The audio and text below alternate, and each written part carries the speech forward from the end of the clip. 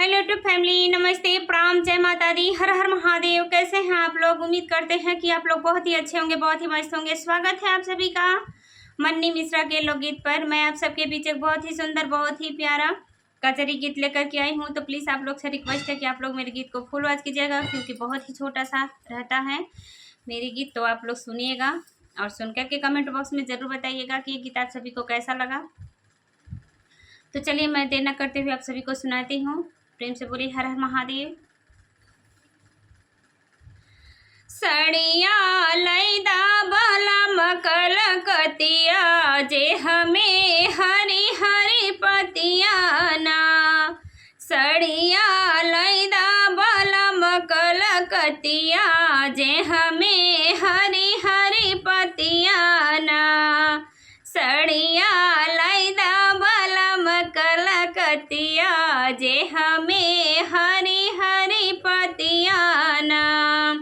सोने के थाली में जेवन परोसे, सोने के थाली में जेवन परोसे।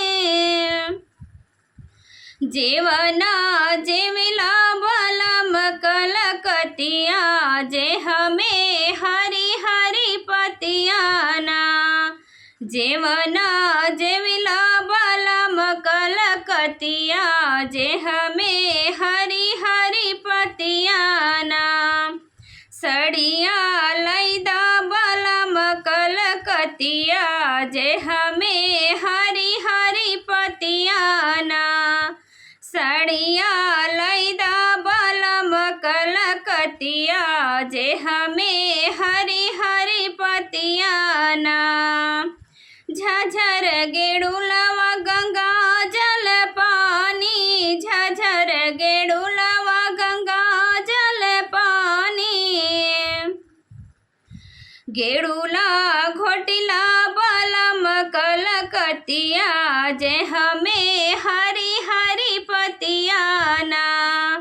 गेड़ुला घोटिला बलम कलकतिया, जे हमें हरी हरी पतिया ना।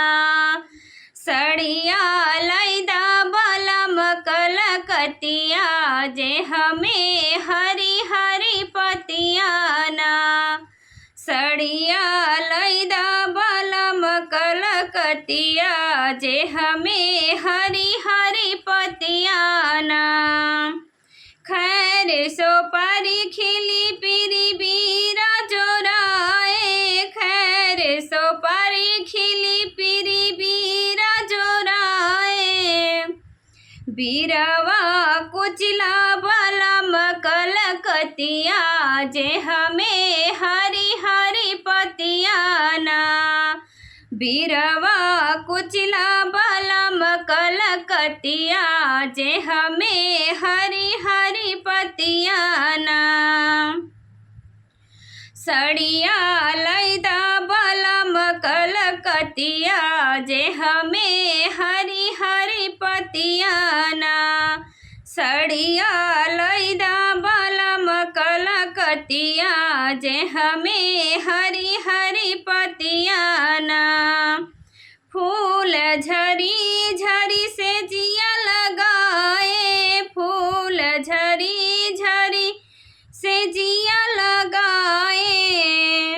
से जिया सुतिला बलम कलकतिया, जे हमें हरी हरी पतिया ना। से जिया सुतिला बलम कलकतिया, जे हमें हरी हरी पतिया ना। सड़िया लैदा बलम कलकतिया, जे हमें हरी हरी पतिया ना। सड़िया लैदा बलम कलकतिया, जे हमें हरी हरी पतिया ना। सड़िया